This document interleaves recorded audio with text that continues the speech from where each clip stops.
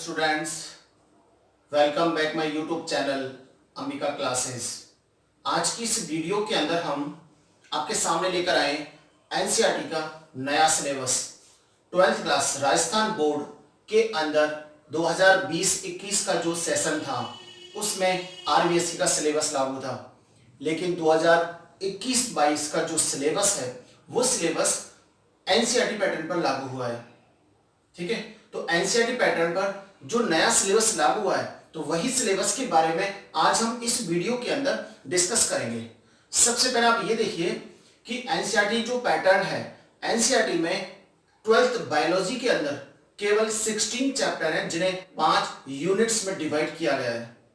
ठीक है, 56 total marks होते हैं इसके और ये 5 यूनिटों में डिवाइड किया गया है और 5 यूनिटों को 16 लेसन्स में डिवाइड किया गया। तो यहां हम इस वीडियो के अंदर आपके जो सामने लेकर आए, क्योंकि हमें क्या तैयारी करनी है, कैसे पढ़ना है, कौन सा चैप्टर कितने नंबर का होता है, वो हमें इसकी जानकारी यदि अच्छी तरीका से हो तो हम एग्जाम की जो तैयारी आसानी से कर सकते हैं।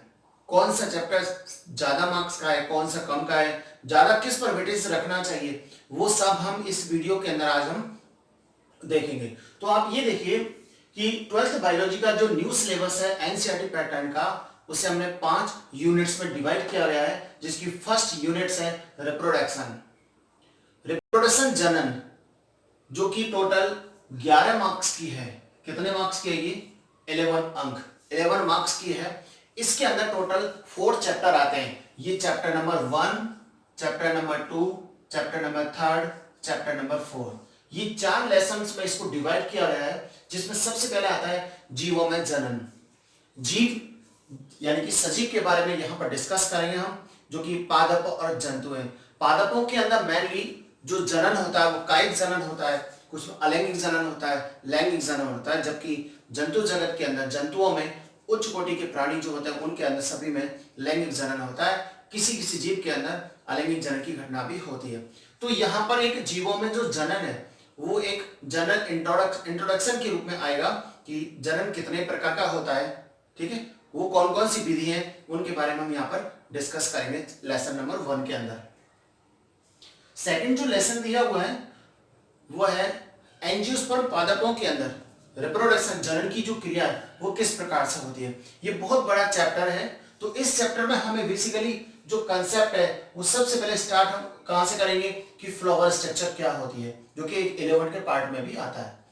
तो फ्लावर स्ट्रक्चर, फ्लावर के अंदर मेल और फीमेल जो रिप्रोडक्टिव ऑर्गन्स होते हैं, पुंकेसर, पुमंग, जायंग, इन सब के बारे में बात करेंगे।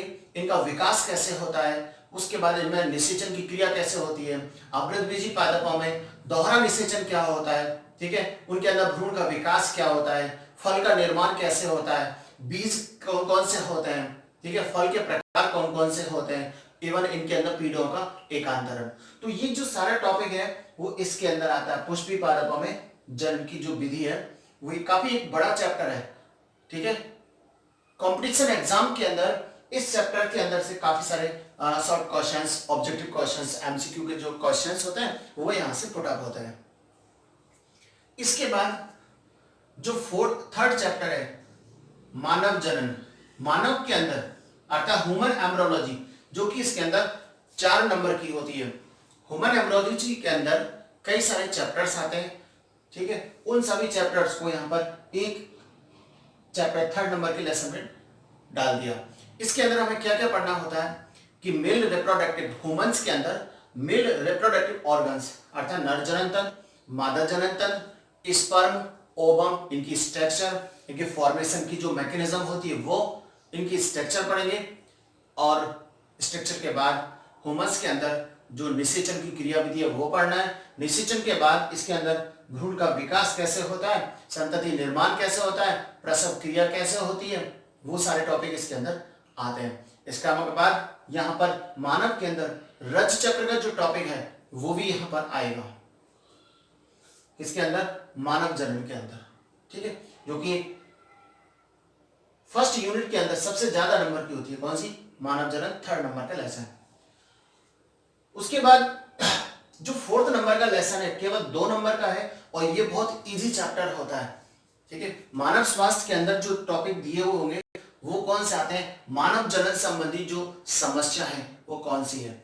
इसके अलावा जनसंख्या विस्फोट के कारण क्या क्या होता है। विस्फोट का मतलब होता है जनसंख्या का अचानक तेजी से बढ़ना, पॉपुलेशन एक्सप्लोजन। तो पॉपुलेशन एक्सप्लोजन के साथ साथ इसके कारण कौन कौन से होते हैं, इसको कंट्रोल करने के उपाय कौन कौन से होते हैं, वो हम यहाँ पर पढ़ते हैं। इसके अलावा एक विशेष विधि यहाँ पर आएगी, वो है MTP, medicinal termination of pregnancy. इसका मतलब कि सगर्भता का चिकित्सीय समापन, यानी कि युगल कपल की इच्छा के अनुसार जो गर्भावस्था को हटाना, मेडिकल के द्वारा गर्भावस्था को हटाना, वो कहलाता है एमटीपी। तो एमटीपी क्या होती है, इसके डिटेल में हम इस फोर्थ लेसन के अंदर पढ़ेंगे। इसके अलावा इसके अंदर एसटीडी आती है। एसटीडी का मतलब होता है सेक्सुअली ट्रांसमिटेड डिजीज। यौन संबंधों के कारण कौन कौन से रोग होते हैं, उनका क्या उपचार होता है, उनके उपचार में कौन कौन सी औषधियां काम आती है, वो सारे यहाँ पर पढ़ेंगे। इसके अलावा एक सबसे इंपॉर्टेंट टॉपिक आता है स्टेरिलिटी। स्टेरिलिटी का मतलब होता है बंध्यता, अर्थात संतति का जन्म न कर पाना, संतति का जन्म किसी कारणवश न हो पाना, उस जीव की क्या कहलाती है, स्टेरिलिटी कहलाती है। यदि कोई जीव संतति उत्पन्न नहीं कर पाता है तो उसको संतति उत्पन्न करने के लिए कृत्रिम रूप से क्या क्या उपाय हैं, जिसमें आईवीएफ टेक्नोलॉजी बेसिकली आती है यहाँ पर। तो आईवीएफ टेक्नोलॉजी में कौन कौन से प्रोसेस है, कौन कौन से स्टेप है, कौन कौन से प्रकार है, वो सब हम इस चैप्टर के अंदर यहाँ पर पढ़ेंगे। ठीक है। तो ये हमारा जो फर्स्ट यूनिट है वो कितने मार्क्स की है, 11 नंबर की।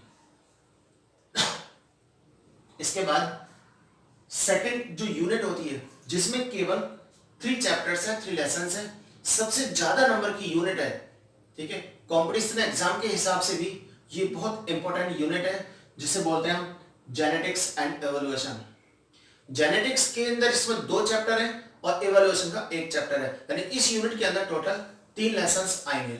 यहां पर देखेंगे जो आनुवंशिका सिद्धांत है जो कि 5 मार्क्स की है। इस आनुवंशिकी के जो सिद्धांत के अंदर जो टॉपिक हमें पढ़ना है वो कंप्लीट मेंडलिज्म में पढ़ना है। मेंडल कौन है, मेंडल की लाइफ हिस्ट्री क्या है, मेंडल ने कौन कौन से पादपों का चयन किया, क्यों किया, मेंडल ने कौन कौन से सिद्धांत प्रस्तुत किए, first second law of Mendel. तो मेंडल का पहला नियम, दूसरा नियम, तीसरा नियम, उनके अपवाद, ठीक है, सप्रभाविता, अप्रभाविता, डायोड जीन की वंशानुगति, सहलग्नता, जीन विनिमय, लिंग निर्धारण, उत्परिवर्तन, ये सारे टॉपिक हम किसके अंदर पढ़ेंगे, जो कि 5 नंबर की यूनिट है। ये यूनिट 14 नंबर की है जिसमें 3 चैप्टर है, जो आपको मैंने अभी डिस्कस कर रहे थे वो 5 नंबर के इस चैप्टर के अंदर आएंगे। इसके अलावा इस जेनेटिक्स का जो सेकंड चैप्टर है जो कि 6 मार्क्स का है, आनुवंशिकी का मॉलिक्यूलर बेस या base of molecular in genetics. आनुवंशिकी का आधार क्या है, ठीक है, जिसके अंदर हमें डीएनए के बारे में पढ़ना है। डीएनए का संगठन क्या है, आरएनए संसार क्या होता है, ठीक है, जेनेटिक कोड क्या होते हैं, जेनेटिक कोड की विशेषताएं क्या होती हैं, ये कितने प्रकार के होते हैं, ठीक है। इसके अलावा डीएनए से प्रोटीन निर्माण कैसे होता है, जिसके अंदर हम पढ़ेंगे ट्रांसलेशन, ट्रांसक्रिप्शन, ठीक है। ये सारे टॉपिक किसके अंदर आते हैं, आनुवंशिकी का आणविक आधार, जो कि एक बहुत इंपॉर्टेंट टॉपिक है जेनेटिक्स का। तीसरा नंबर का जो टॉपिक है वो है विकास एवोल्यूशन। एवोल्यूशन का मतलब होता है पृथ्वी पर मानव जाति का विकास कैसे हुआ। तो ये इन दोनों चैप्टर्स की यदि कंपैरिजन अपन देखेंगे तो ये बहुत इजी चैप्टर आता है, 3rd नंबर का बहुत इजी चैप्टर है, जिसके अंदर एग्जाम में भी बहुत माइनर टाइप के क्वेश्चंस पूछे जाते हैं कि डायरेक्टली बुक्स के अंदर कुछ क्वेश्चंस आते हैं, ठीक है। डार्विनवाद क्या होता है, लैमार्कवाद क्या है, ठीक है, उत्परिवर्तन का सिद्धांत क्या है, इनके अपवाद क्या है, समजात संवृत्ति अंग क्या होते हैं, पृथ्वी पर इन जीवों का विकास कैसे हुआ, जीन पूल क्या होता है, वो सारी चीजें हम इस विकास एवोल्यूशन के टॉपिक के अंदर पढ़ेंगे। जबकि 3rd नंबर की जो यूनिट है, जो कि 11 नंबर की यूनिट है, ये फर्स्ट और सेकंड यूनिट की कंपैरिजन देखें तो बहुत इजी है। इस यूनिट के अंदर आपको थोड़ा सा रटने का टॉपिक, जिसे हम कहते हैं बायोलॉजी में अक्सर लोग कहते हैं कि हमें टॉपिकों को रटना चाहिए या आसानी से रट सकते हैं बायोलॉजी को। तो बायोलॉजी का जो रटने वाला जो टॉपिक है वो आता है 3rd यूनिट के अंदर, जैसे मानव कल्याण और जीव विज्ञान के अंदर बात करेंगे, जो कि 11 नंबर की है।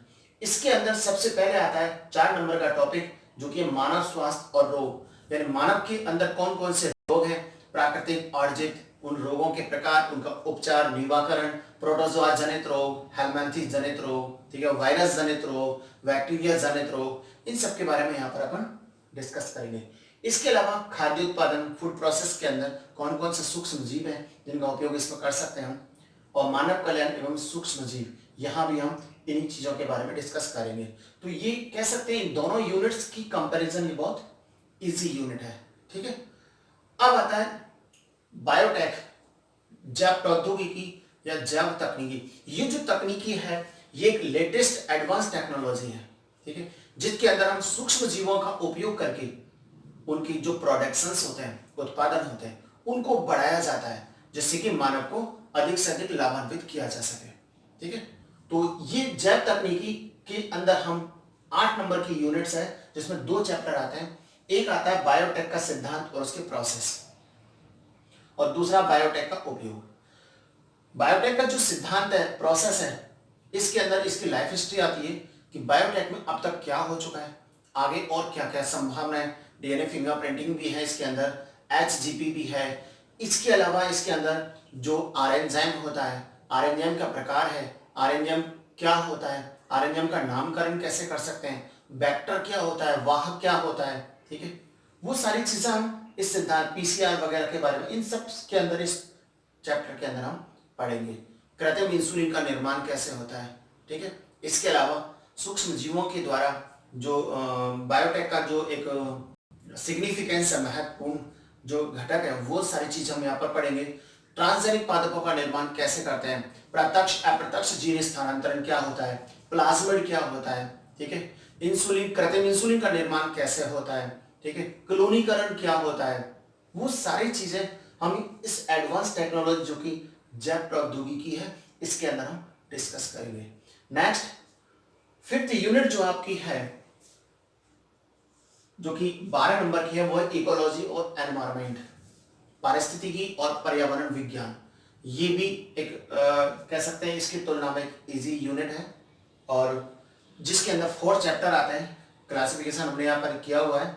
एक चैप्टर आता है जीव और समष्टि का, जो कि 4 नंबर की यूनिट है। इसके अंदर हम पढ़ते हैं कि अजैविक घटक कौन कौन से होते हैं, जीव उनके प्रति रिएक्शंस, प्रतिक्रिया कैसे व्यक्त करता है। इसके अलावा अनुकूलन क्या होता है, समष्टि जनसंख्या क्या होती है, जनसंख्या के गुण कौन कौन से होते हैं, वृद्धि वक्र क्या होते हैं, जीव अनुनी क्रियाएं क्या होती हैं, जैसे सहोपकारिता, सहजीविता, ठीक है, स्पर्धा। तो ये सारी चीजें हम इस चैप्टर के अंदर पढ़ेंगे। नेक्स्ट चैप्टर जो है इकोसिस्टम आता है।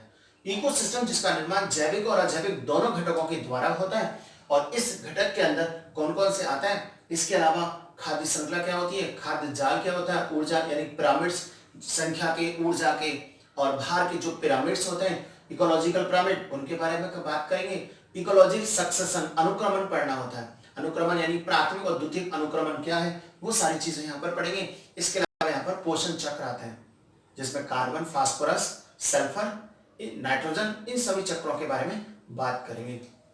नेक्स्ट इसमें जीव विविधता और संरक्षण आता है। ये बहुत इजी चैप्टर है।